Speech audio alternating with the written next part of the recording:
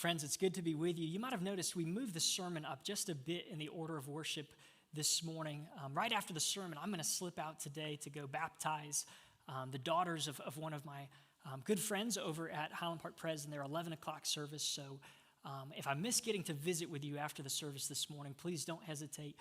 Reach out this week. Would love to get to connect with you. I know, friends, we've lived through a pretty challenging week over this past week. I know a number of you have been through significant challenges. You've told me about pipes that have burst in your homes or offices. Some of you had to go and stay with friends. Some of you were wearing multiple layers of clothing just to try to stay warm in your own home. And I know many of you were without power if you live here in Lake Highlands. That was the case for our home. And in addition to the power being out, we got in a small car accident trying to get our newborn son to a bit of an urgent doctor's appointment, and then a pipe burst in our house and flood our house on Wednesday, and it's been a bit of a week that would definitely test my contentedness and my sanity for sure. Were it not for my parents who had power at their home, they let us come and bring our son to stay with them this week. We're so grateful to be able to have gone and done that. Grateful for friends, even a couple of folks from this church who actually came over to our home and helped suck up water and dry things out after that. And I know there have been many people across the state of Texas, many people, some of you who are still without water, and you've been through all sorts of different challenges. And I don't know if any of you have seen that meme that's been going around with Chris Farley from Tommy Boy. Says, "I'm about tired of living through historical events." Maybe a little bit sick of using that word unprecedented over this past year. And certainly, we've seen that we can take for granted. We can assume things like running water and electricity and power. And I wish I could stand up here this morning and tell you that going forward, so long as we have working utilities and a warm place to live with running water, I will be content. I will be satisfied. I wish I could tell you that, but I know my own heart better than that. I think I know your heart better than that. And it probably won't be long. It might be, a month after this is passed, when we've got all of our sort of normal utilities back in working order. We'll kind of move on, and it won't be long before maybe that churning, that sense of dissatisfaction, that sense of discontent in life may begin to well up in your heart again. A couple of weeks ago, I had a conversation. I had lunch with a pastor here in Lake Highlands, and we were talking together, and I asked him in his ministry in Lake Highlands, I said, is there a topic in your preaching that you come back to with your people again and again? And he didn't hesitate to give me his answer. Right away, he looked at me, he said, it's discontent. It's what he would call trading up. So here's somebody, they've got a good car, but you want to trade up for that newer model. Or maybe you've got a good apartment, but you want to trade up for a house, but you want to trade up for one with a better kitchen or more square footage. Or maybe you've got a job that pays well, but you want to trade up for one that pays more. Or maybe you've got a spouse and you wouldn't trade in your spouse per se, but you're willing to consider the options. And he said it's this dynamic of trading up. He says nothing does more to steal the joy and peace and contentedness in Jesus of God's people. Nothing does more to diminish the potential for neighbor-loving energy that could be unleashed in Lake Highlands than this burning, working, striving effort to trade up. And yet, as I've been thinking about this season of Lent that we're beginning together this morning, these 40 days that lead up to the celebration of the resurrection of Jesus, this season, in a way, really is all about trading up. As John mentioned before, sometimes you might think about Lent primarily in terms of giving up.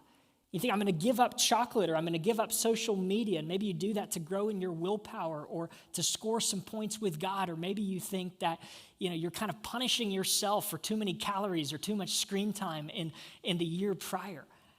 But you see, Lent isn't so much just about giving up as it really is about trading up. It's about giving up those things that can only partially satisfy in order that we can have a deeper experience of the one who truly can. It's giving up that which we cannot keep to gain more of the one we cannot lose. Lent's about gaining, trading up for a deeper satisfaction in Jesus. And so what we're going to do during this season of Lent is we're going to look at the 7 I am statements of Jesus found in the Gospel of John. These 7 outrageous claims that Jesus makes about himself, about how he is uniquely able to satisfy and to meet some of the deepest needs and problems and desires within our hearts. Starting today with John chapter 6, this passage that Nancy read for us a moment ago. And we're going to look at this passage by asking 3 questions. First, what is this need that Jesus alone is able to meet? Secondly, how does Jesus claim to uniquely be able to meet this need? And then thirdly, how can we trade up in response to Jesus' claim? So we'll walk through these 3 questions together.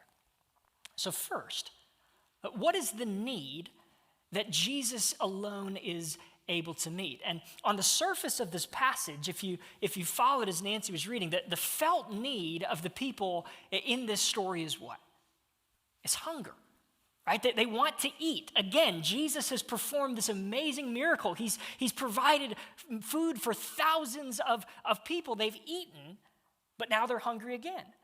Right? They want more food again. And so Jesus even points this out. He says, you're following me because you're hungry. You want more food. That's the felt need. They think they're following him because they're hungry. But there's actually a deeper need here. A deeper need that these people are bringing with them. You might notice it when they say to Jesus in verse 30, they say, then what sign will you do that we may see and believe you? What work will you perform? In other words, they're saying, look, you did this miracle before, right? But that's not enough for us to trust you. We're not satisfied. We're not content with that. Now we need another sign. Now we need another miracle. If you could just give us another miracle, then we would be content to follow you.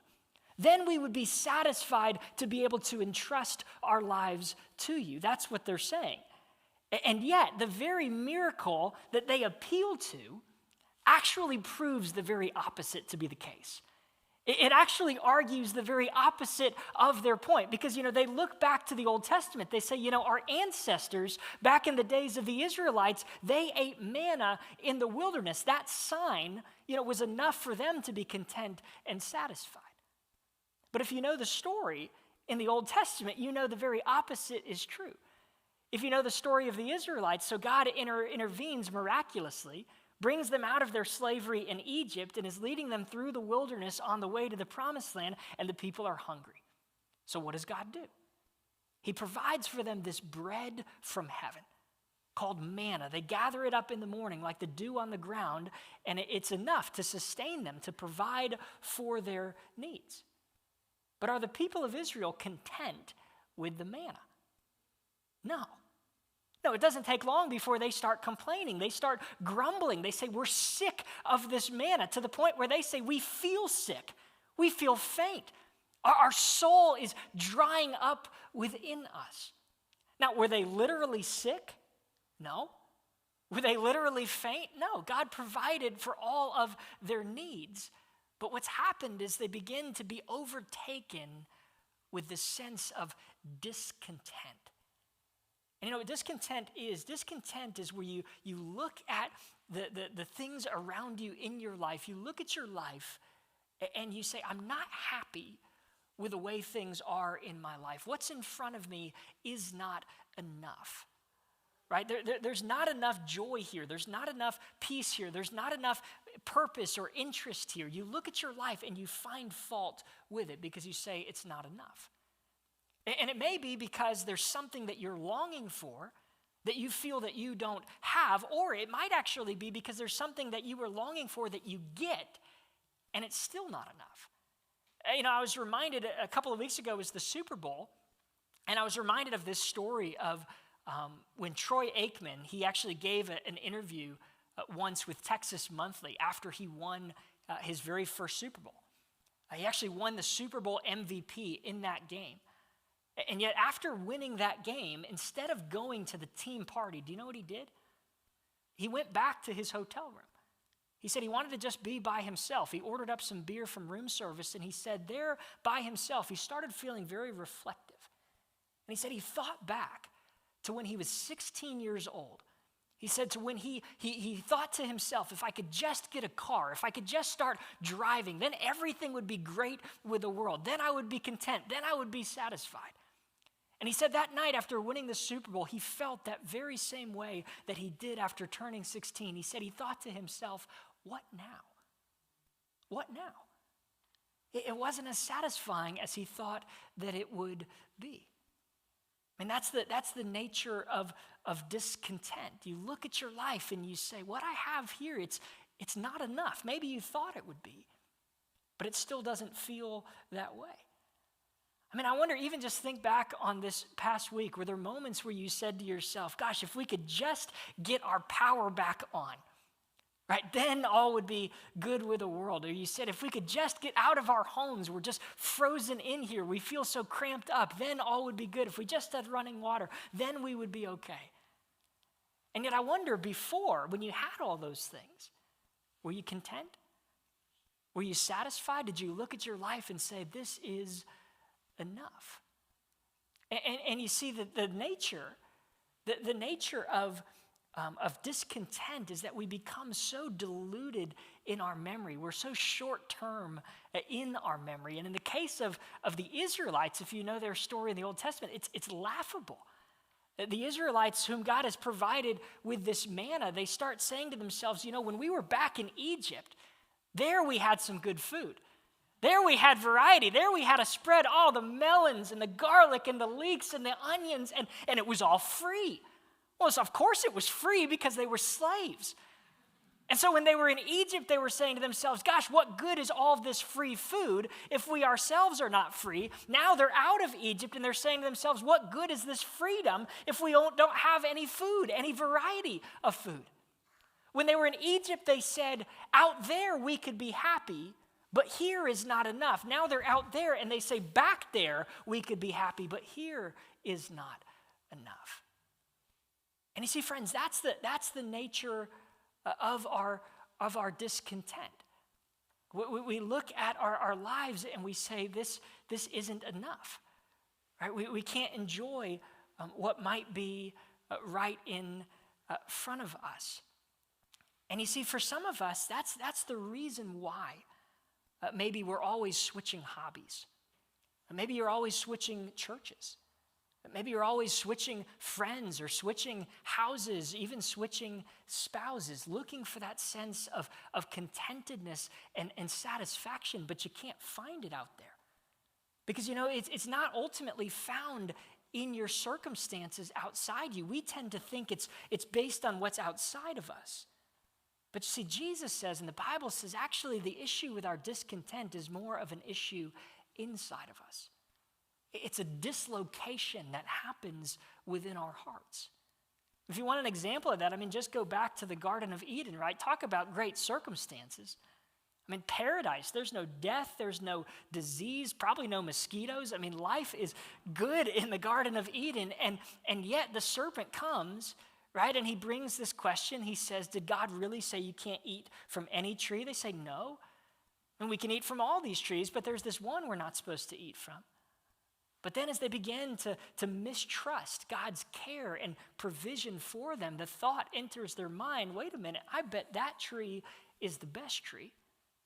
I bet that tree is better than all the other trees combined. And suddenly, even the Garden of Eden, even paradise itself is not good enough for them. And you see, what that tells us, friends, what that means for us is that no matter how dissatisfied you might be in your circumstances right now, and maybe you're going through some hard circumstances, I've certainly needed this reminder in my heart this past week, no matter how dissatisfied you may be, if you don't deal with that dislocation in your heart, if you don't feed that deeper hunger, that deeper issue, that deeper need, then it wouldn't matter if God put you in the Garden of Eden itself. You would still find fault with it. We'd still see problems with it there. That's the nature of discontent. And to that universal human issue, that deep longing for satisfaction, but that swirling sense of discontent, Jesus speaks these words in John 6:27. He says, don't labor, don't work, don't strive, don't trade up for the food that spoils. He says, instead, work, labor for that food that endures to eternal life, which the Son of Man will give to you. Jesus says, there's a hunger in your heart. And you can't put family, you can't put money, you can't put comfort, you can't put success in there and feed on that and think it's going to fill that hunger, because it won't. It won't satisfy that longing. Jesus says that only he can.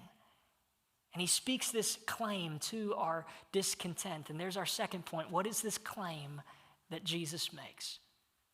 He says, I am the bread of life.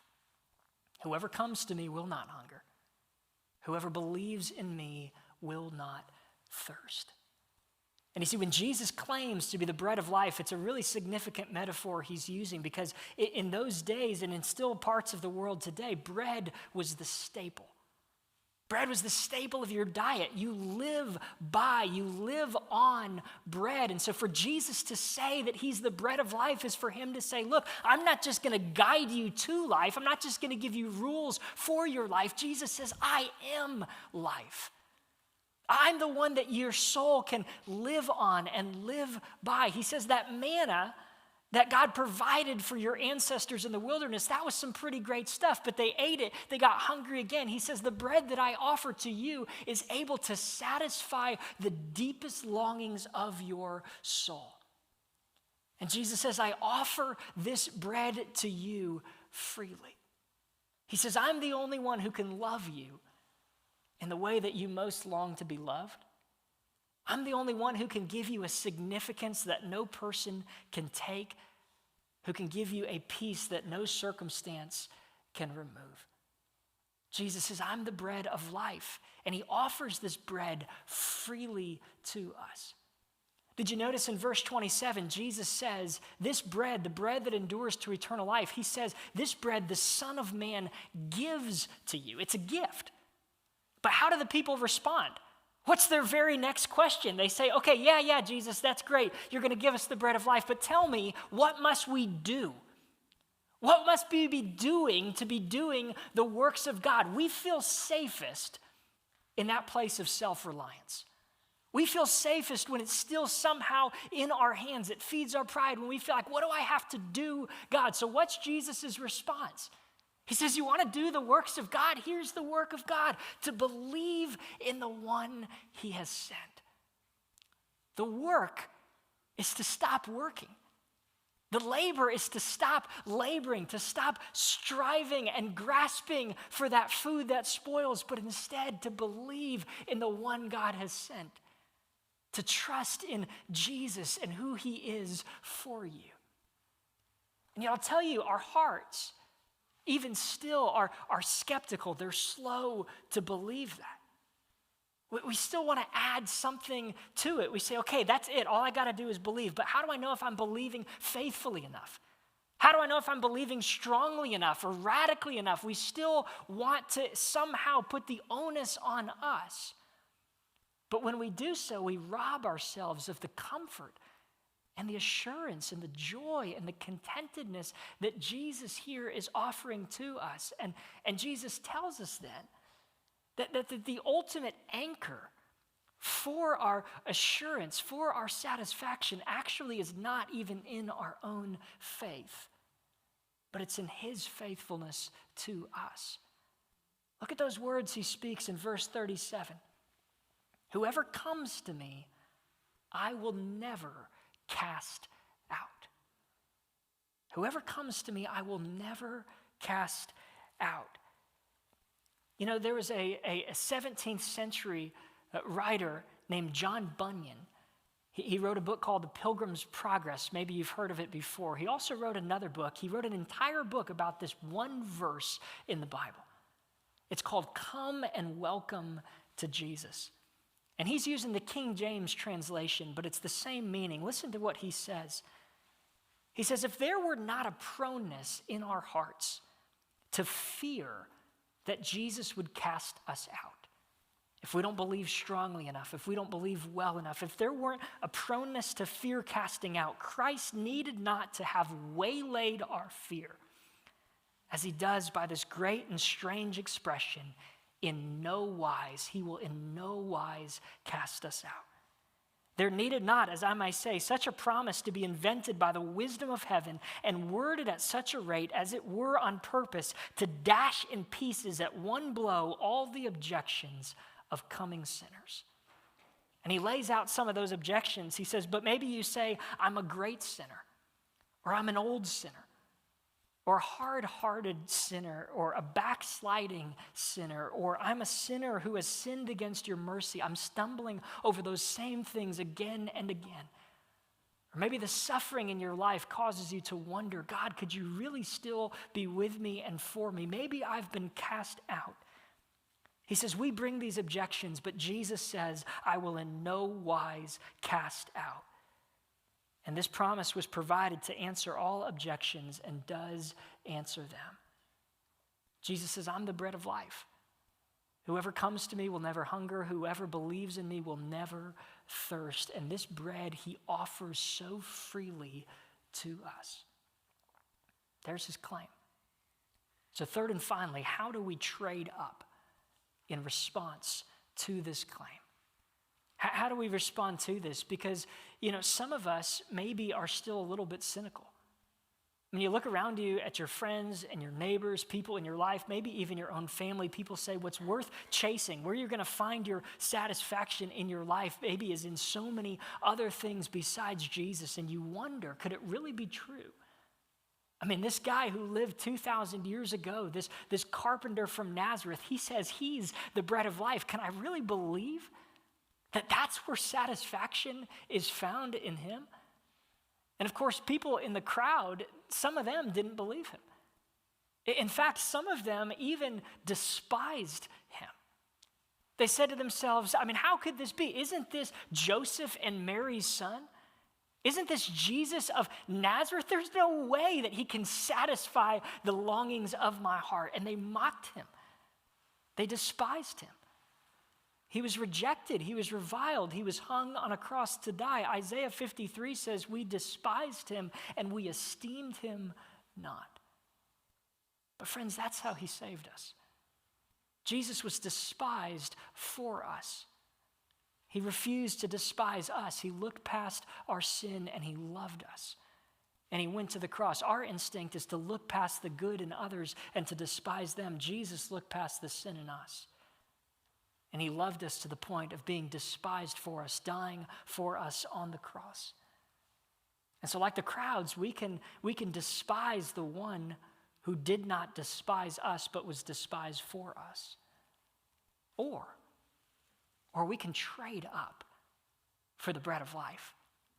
We can take Jesus at his word. We can trust him when he makes this claim to satisfy our souls. And you say, well, how do you do that? Well, it's all in the metaphor of the bread. What do you do with bread? You eat it. Augustine once said to believe is to eat. And to eat is to believe. You feed upon who Jesus is for you. And hopefully you can see faith, it's not a static thing. You don't just eat one meal in your life and then think to yourself, now I'm good, right? You eat regularly, day after day. You have to keep feeding on food. In the same way, we have to keep feeding on who Jesus is for us. And there's a big difference between saying, look, I believe that Jesus claimed to be the bread of life. And there's another level to say, I believe that Jesus really is the bread of life. Intellectually, I assent to that. But it's something altogether different to believe and to eat in such a way where you take a bite. You feed on who Jesus is. You chew on it. You swallow it. You digest it. You apply it to whatever you might be facing in your life that day. Maybe as you find that sense of discontent, toward your circumstances beginning to well up in your heart. Maybe when you're sweeping water out of your house. Or maybe when your power is off and you're cold and wanting that power to come back on. Or maybe when you just look at your job and you think, I'm sick of this job, I don't want to do this anymore. Maybe when you're longing to find a job, you need work, and you look at your circumstances and you're discontent. And maybe there are circumstances that you can change. Maybe there's circumstances that you should change. But to feed on Jesus in that moment is to say, Jesus, regardless of my circumstances, you are enough. Jesus, if I have you, I have enough. Jesus, if I have you, I am enough. My soul is satisfied in you. I can look at my life with a perspective of gratitude and contentedness because of who you are and what you've done for me. That's what it means to feed on Jesus. Discontent in your circumstances, maybe discontent with your people in your life. Anybody kind of cramped together with your family this week? And maybe you started to get a little bit irritable, a little bit frustrated. People started to get on your nerves. Maybe you started to fixate on their flaws in that time. And you see, what it means to feed on Jesus is when you feel that way, it's to feed on the one, Jesus, who did not despise us. He looked past our flaws to love us. And to feed on Jesus then is to be able to look past those flaws in the people in our lives, to love them in the way that he has loved us. We feed on Jesus. And I'll tell you, of all of the ways God has given us, the means of grace by which we feed on Christ, the utensils, the plates, if you will, God's word. Reading his word regularly. Again, you don't read his word, once and then you're good and fed for the week. You need that daily feeding on his word. You read his word, you pray, you gather in community. But I'll tell you, of all the means God has given us, the most tangible, the most physical, the most visceral way that we get to feed on Jesus is as we come to the Lord's table together this morning. That's why Jesus has given us this sacrament, this opportunity to come and to allow our souls to be fed, to be satisfied in him. And can I tell you, here's the thing about bread. You can only eat bread if you first do what to it? Well, it has to be broken. You can't even get your mouth around it. You have to break bread in order to eat it. And you see, Jesus isn't just the bread of life. He's the bread of life who was broken for us. And that's what we celebrate at the Lord's table as we come to this communion table together this morning. Friends, on the night that Jesus was betrayed, after gathering with his disciples, he gave thanks to God and he took bread and he broke it. And he said, "This is my body given for you. Take and eat in remembrance of me." And then in the same way, after supper, he took the cup and he said, "This cup is the new covenant of my blood, poured out for the forgiveness of your sins. Drink you all of it in remembrance of me." And friends, as often as we eat of this bread and we drink of this cup, we proclaim Jesus' saving death until he comes again. And brothers and sisters, he surely is coming again. These are the gifts of God for the people of God. So if you have put your trust in Jesus, maybe even for the first time today, then this table is for you. And I would invite you in a moment during the next song, come and pick up one of these communion packets, take it with you back to your seat, but wait to eat it or drink it until the end of the song. And then Elder Pete Townsend will come and lead us in sharing